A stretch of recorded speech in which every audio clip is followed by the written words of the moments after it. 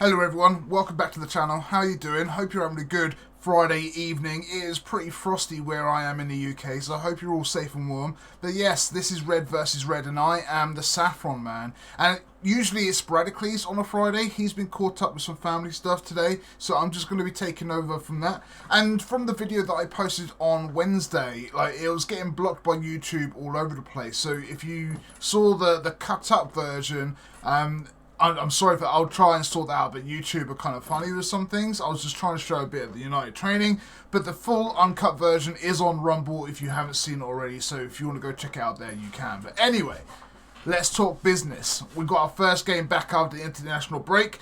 Amarim is literally going to take his first game over, and we're going to be playing against IPSWICH. And it's going to be a tough little battle to go to, and try a new formation with a new squad and a new manager. But I'm excited. I'm really interested in to see who's going to play where. What exactly is the formation? What roles are people going to play? Where is the intensity going to be there from the off? And there's just going to be so many questions, and I'm really looking forward to it. But I'm going to try and stay realistic. I'm going to try and go through the prediction of the lineup and how we might play. So let's try let's out any further ado. Oh, there goes me. That's the wrong one. There we go. So this is where I'm at. I've kind of picked a team that I think is going to be fit. Let's start at the back. I don't think Martinez is fit. I don't think Maguire is fit. I wasn't sure if Lindelof was going to be fit or not. I know they've got the 16-year-old Kodo. I can't remember it. Is it Kodo Mnkwenke or something? I can't. I'll double check on that. I'm not sure if he's fit, and even if he is fit, he's probably going to be available for half an hour or so. So. Tricky decision, but I put Mazraoui at the left centre back role in the 3. And if one of the others are fit, like Lindelof and Maguire, I'm sure they will go there. But already there's a question mark as to how our defence is going to line up in the 3 because Martinez is injured and a few others are also. So even though we've kind of brought in a few defenders. At the moment, Euro is available, so you could potentially have Euro or switch Mazraoui around, and you've got Delit there. You can have Euro instead of Mazraoui, not a problem.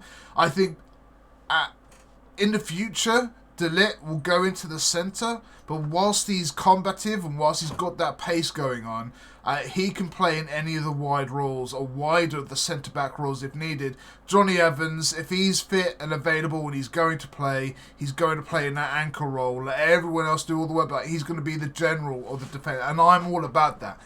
Johnny Evans has been in absolutely amazing form. He's going above and beyond. He's in his twilight years, and he's just making the most of every single second he gets on the pitch. So, with our players available, I know Mazraoui's not really a centre back, but you could put Mazraoui anywhere on the pitch, right? And he's going to bomb on. He's going to do whatever he can to try and get the result for the team, and I love that. So, yeah, that's kind of where I've got for the back. Again, if there's any injuries that I've kind of gone over and there's more people fit than what I think, then they can fit into those slots, no problem. So let's kind of move on to the midfield. The reason why I've gone with Garnacho in the left wing-back role is because he's got way more defensive attributes in terms of running back than Marcus Rashford has. And I think he's young enough to adapt to that position and in quick time. He's still going to get those chances to beat players in the middle of the park. He's still going to get those chances to run inside and on the outside. Garnacho's still going to be the Garnacho that we know. It's just that when needed, he can just track back and then just break from the midfield. And then bomb on wide, right? So, obviously, if Luke Shaw was fit, he might be there. Harry Amas could be there.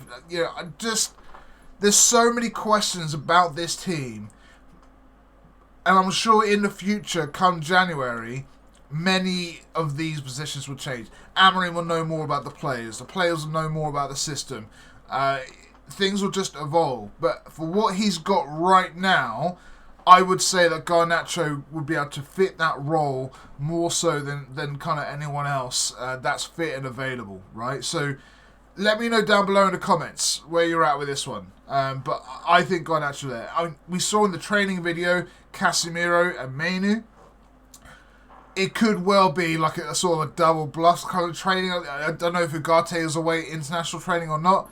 I would say Menu and Ugarte are probably going to be our main combative defensive midfielders going forward in time. But I have enjoyed Ugarte and Casemiro so much.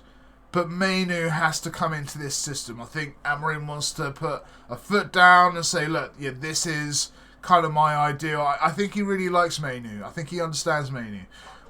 Whether he'll go consistency, because we have had Ugarte and Casemiro for like the last 2 or 3 games, maybe he will. Maybe he'll just give Menu a bit more time to get up to speed. I'm not sure. Again, there are questions all over the pitch as to where people are going to play. And I love it. That's the exciting thing. I really do enjoy that. We have options now. We're not even talking of Eriksen. Maybe Eriksen is not as intense as what Amorim wants, right? Yeah, really interested to see who he's going to partner up. But I'm going to go with Menu and Casemiro purely because that's what we saw in training, right? And I'm going to put Delo on the right wing back. He's more attacking than what Mazraoui could be. I think Mazraoui's got the energy. He can fill in gaps. He can cut passes. He can muscle people out. But Delo has just got just a little bit more on the outside. And if he can link up with Diallo, then I think there's a really good partnership there. But Delo has got the freedom. So we're asking Garnacho to kind of track back and help out some defenders and help out the team and then use his energy to bomb forward. I think Delo is slightly the opposite. I think with Casemiro and De Ligt there, he can afford to think a little bit more offensively. There's going to be a lot of space down this byline. And if he can make the most of it and either cut back to Diallo, or if he can whip in some crosses, I think that's going to be really interesting. I think he's going to have a little bit more of a license to attack because De Ligt is just so powerful and Casemiro is not going to let anyone go without getting a booking out of it. So I think that's kind of the way to go there. And Bruno's going to have a little bit of a free roll. I think he's going to fill in the gaps out wide on the left. He's going to hold position in the corner and allow Garnacho to make those runs behind. And he's going to make those short passes in front as well.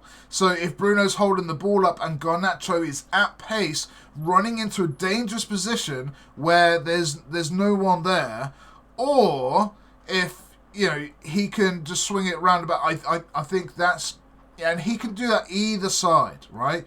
Whether Diallo wants to come run on the outside or go on in the inside and then Diallo comes wide. I think Bruno can drop deep as well when needed. I think he'll swap. Menu will make runs forward. Bruno could kind of drop back and they'll just swap around. But I think Bruno's going to have that free role to kind of do what he wants. He's also going to want to advance and be as creative as possible. So when people are literally in and around the box, he's going to be able to switch it out wide to Delo, cut it in for Garnacho, play a little cheeky through ball to Rashford. I just really think that Bruno's going to have that free role to kind of just read the game and go and do what he wants to do and just fill in the gaps, receive the ball, and just look for who's running, who's energetic, who wants the ball, who's in a good position. And I think, as always, he'll make that happen. But I think he's going to be a bit more offensively minded also, because he's had a goal or two lately. People have been doubting his form. They say he's not had a good year so far. So I think he's going to still want to prove everyone wrong and just start getting a few goals. So we'll see. But I think Bruno... Now, when I first did this lineup, I didn't have Bruno in the team. I had Rashford there and I had Højlund there. And I was thinking, because maybe Garnacho and Rashford could play in the same team at the same time. Garnacho obviously loves to bomb forward and get it, but with a little bit more defensive job in mind, there could be enough space for both Rashford and Garnacho to play in the same team. And if Rashford's playing deep nowadays and being a bit of a playmaker, he can still be offensive, direct, and supportive in that role. I'm not going to lie, that kind of excites me. Now, it's not taking the place of Bruno. Bruno would go here, there, and everywhere, wherever's needed, right? Rashford would stay in this channel, mostly. He would lay it back to Casemiro, he would switch it to Delo or Diallo, he would bomb on direct down the wing, lay it up to Garnacho, but he's also got that pile driver of a long shot as well, right? So, and again, Højlund needs to... It all depends on what sort of style Amorim wants to go for, how he wants to get his goals. Does he maybe Højlund's not in tip-top form, and he has to kind of earn that maybe under a new manager, whereas Erik ten Hag bought him for like 70 odd million. Maybe he felt pressured, he had to play him, even though if he wasn't firing on all cylinders. Not that we've got a lot of other striking options anyway. Xerxes, by the way, does not even come into consideration to me in this squad, in this lineup. So I've gone for Rashford up top. I think he's got the pace to break the line. I think he's got the know-how, and with 9 other outfield players behind him of high quality, because this ain't no under 21. This can be a really good squad, and I think if Amorim wants us to keep the ball, protect the ball better. If we can keep the ball as Amorim desires, we should be creating a whole bucket load of chances. Whether you're Ipswich or whether you're Liverpool, we should be playing a lot better football. Even though Liverpool top of the table at the moment, I get it. But I'm still really excited by this formation change. I watched the interview with Gary Neville, and his optimism, he is beaming. It's like, maybe it's just me, but you see that he hasn't been taken aback by anything from like he's just succeeded, and he's just on that massive confidence high. He could run through brick walls, and as long as he can make others around him that infectious and run through brick walls for him, it's really, really. I'm trying to stay realistic, but I am as giddy as a schoolgirl, right? So I'm really looking forward to Sunday. I think it's going to be a big game. We have some real tough fixtures coming up in the Christmas period. Games are coming one after another. It's a bit of it's going to be a bit of a hard time for a lot of these people. Some of these people are going to have to come back from injuries. They have to play through injuries because January is coming. This is an open audition for anyone that wants to stay under Amorim and play the Amorim way. And if not, everyone knows where the door's going to be. But I'm predicting a good result here against Ipswich. McKenna's got a strong team, and we all know about McKenna. He's got a strong belief, and they're at home, and it's going to be cold. Do Brazilians play well in the cold? Casemiro might just want to get an early bath after 10 minutes and get a red card. Who knows what's going to happen, right? If he does that, oh, God, don't do it. But I expect goals. If Rashford plays up top, he's going to have to be running, putting in the work. Højlund does running he'll run all day long, right? Rashford needs to prove that he can run because Rashford's got the extra quality that Højlund hasn't got yet. The predatory instincts, the long shots, the swerves, the techniques. Rashford has just evolved a bit more in all those areas because of his age. Højlund, he's got some work to do, but he's got the running. So can Rashford prove he's got the running too? My question is defence. How are we off the ball? Can we look after the ball the way that Amorim wants to be looking after it? How are we going to adjust off the ball? Is everyone going to understand their positions and their roles and their zones? and it's going to be very interesting defensively. I don't think we're going to be counter-attacking. That's the thing. We have been a counter-attacking team for like all of my life. But now, I think we're going to be trying to control games like this against Ipswich. So I'm thinking it could be 3-4-1. I definitely think Ipswich will score. They're at home. I think there are going to be some questions in the defence, and there are going to be some gaps, and I think Ipswich are going to take one of those chances. But I do see goals in this tier if we have the energy that Amorim wants us to have. If we've got the right mentality, there could be goals here. So I'm going to say United to win 3-4. Okay, let's put a number on it, Saf. Let's go. I am going to say 4-1. I think 3-1 is a bit conservative. I think 4-1 is a bit more how I'm feeling, a bit giddy. And even though I'm trying to be a bit realistic, I think 4-1... we've been scoring a bit of goals the last couple of weeks, especially under Rude. We know how to hit the back of the net. It's just that we haven't under Ten Hag for whatever reason, especially in the Premier League. But I think with the help of what Rude has done in the interim, I think with the bonus that Amorim has come in with a new fresh of energy, and they've scored some goals, I think there could be goals in this game. So 4-1 to United is my prediction. Let me know what you think down below. I think everyone in the squad has probably got a price put on their head for January, or they've got from now till January to kind of cement their place in the squad for at least until the end of the year. But yeah, not a lot of teams have this like period before Christmas where everyone's kind of on trial.